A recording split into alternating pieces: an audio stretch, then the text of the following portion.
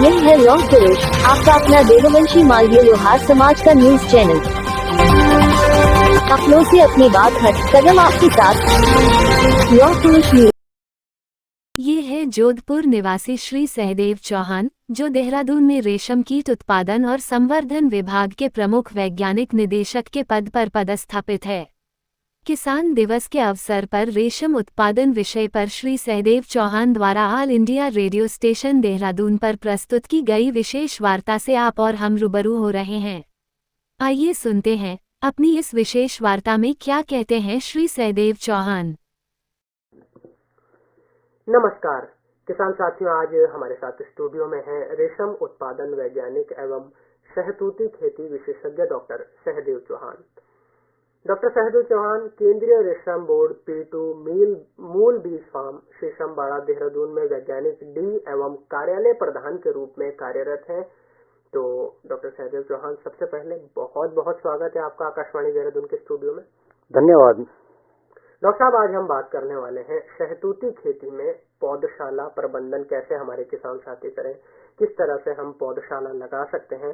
तो सबसे पहले ये जानते हैं कि किस समय हमारे किसान साथियों को ये पौधशाला लगानी चाहिए। ये बहुत महत्वपूर्ण विषय है, क्योंकि शहतूती रेशम कीट पालन एक संवेदनशील प्रक्रिया है और यदि उसे उचित और गुणवत्ता युक्त शहतूत पत्ती न दी जाए तो किसानों को अच्छी फसल प्राप्त नहीं होगी। तो उसके लिए हमें ये देखना होता है कि सबसे पहले जो शहतूत है, इसका परपोषी पादप है रेशम कीट का, तो उसका हमें पौधशाला कैसे हम तैयार करें, किस स्थान पर करें और कैसे कैसे हमारे शहतूत पौधों को और उनकी जो पत्तियां बनेगी अच्छी बन पाए। जी, जैसे आपने बताया कि पौधशाला हम कैसे तैयार करें, किस स्थान पे करें, तो भूमि का चयन किस तरह से हमारे किसान साथी करें? बहुत ही अच्छा प्रश्न है।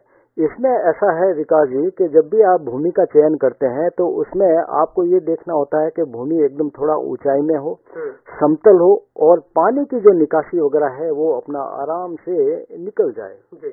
और उपजाऊ जमीन भी होनी चाहिए। और डॉक्टर, जैसे कि पौधशाला की हम बात करते हैं कि जैसे आपने बताया कि शहतूत का अगर हमारे किसान साथी पालन कर रहे हैं तो इसके लिए शहतूत जो वो रेशम का अगर पालन कर रहे हैं तो शहतूत होना बहुत जरूरी है जी।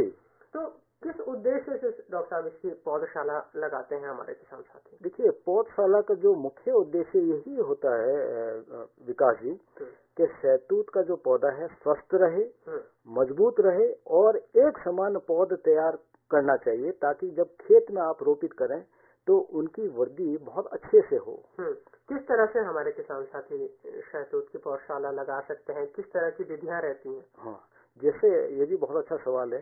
एक पौधशाला जो आप है बीज के द्वारा भी होती है, एक ग्राफ्टिंग है उसके द्वारा भी होती है, एक लेयरिंग विधि है उसके द्वारा, और कटिंग्स के द्वारा बड़ी आसानी से आपको पौधशाला तैयार कर सकते हैं। पौधशाला जैसे हम तैयार कर रहे हैं तो जैसे मृदा की बात की जाती है, पोषक तत्वों की बात की जाती है, खाद उर्वरकों की बात जैसे हम वो करते हैं कि नर्सरी में ही हमें पर्याप्त ढंग से ये सब चीजें दे देनी चाहिए ताकि भविष्य में अच्छी पौध हमारी तैयार हो। तो इसका प्रबंधन कैसे हमारे किसान करें? इसका प्रबंधन ये है कि ऐसे आप करेंगे कि आपको ये है कि पौध जो हमारा नर्सरी लगाने का मतलब है कि उसमें कम लागत से और अच्छे से गुणवत्ता युक्त पत्ती हमें प्राप्त हो। तो उसके लिए जैसे मैंने आपको बताया कि भूमि का भी चयन करना है, और जब आप नर्सरी वगैरह तैयार कर रहे होते हैं तो आप जो कटिंग से आप जो करेंगे वो बहुत ही बेहतर आपके जो आगे पौध तैयार होगी। और कटिंग से भी आप जब नर्सरी तैयार करते हैं तो उसमें कटिंग से आप निकालते हैं अच्छी उन्नत किस्म का, तो 6 इंच की दूरी के ऊपर आपको उस कटिंग्स को लगाना होता है।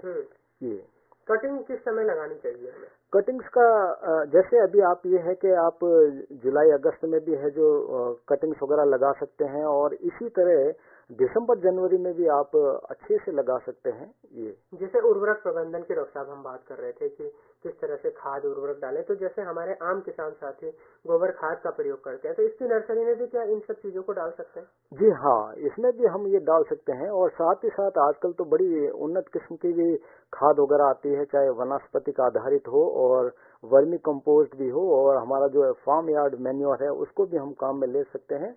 और साथ ही साथ है जो इसका जो उर्वरक वगैरह है उनको भी हम अच्छे से उसमें दे सकते हैं। नर्सरी हमने डाली है, अब अगर हम पौधशाला की देखभाल की बात करें, क्योंकि ये भी जरूरी हो जाती है कि किस तरह से कोई समस्या तो नहीं हमारी नर्सरी में आ रही है, तो पौधशाला में देखभाल अगर हमारे किसान साथी करते हैं तो क्या उनको ध्यान रखना होगा?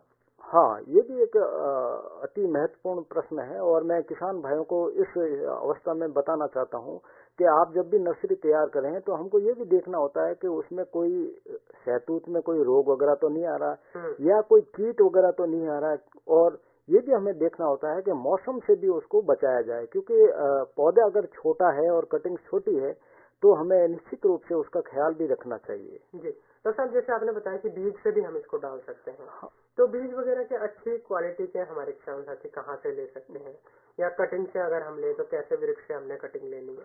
हाँ, आपका प्रश्न था कि बीज से आप कर सकते हैं, बीज से हम तैयार कर सकते हैं, लेकिन बीज से ऐसा है विकास साहब के उसमें थोड़ा सा टाइम लगता है। अच्छा। और शहतूत एक ऐसा हमारा पौधा है जो कटिंग से बड़ी आसानी से लग जाता है, और विशेष रूप से इस क्षेत्र में भी आप अगर किसान भाई देखेंगे किसी जैसे हमारे यहाँ पर प्रजाति किस्म वगैरह होती है, S146 है, S1635 है, V1 है, K2 है, इनकी कटिंग से बड़े आराम से लग जाती है और इनकी वृद्धि भी बहुत अच्छे से होती है। जी, कटिंग करते समय हमें किन बातों का ध्यान रखना है? हाँ, ये भी एक बहुत है कि तकनीकी प्रश्न है और इसमें स्किलनेस की भी जरूरत है। जब भी आप कटिंग्स वगैरह करें, काटें, तो आप ये देख लीजिए कि जो हमारी पेंसिल होती है, पेंसिल के मापक का आप वो कर लीजिए, उसी की थिकनेस वगैरह आप लीजिए, और जब उसको कटिंग्स करें आप सिकेचर से या कैंची से करें आप उसको, तो ऑब्लिक रूप में करें, जैसे कि पीछे उसमें, ताकि क्या है कि वो आपका अच्छे से सर्वाइव वगैरह कर पाए।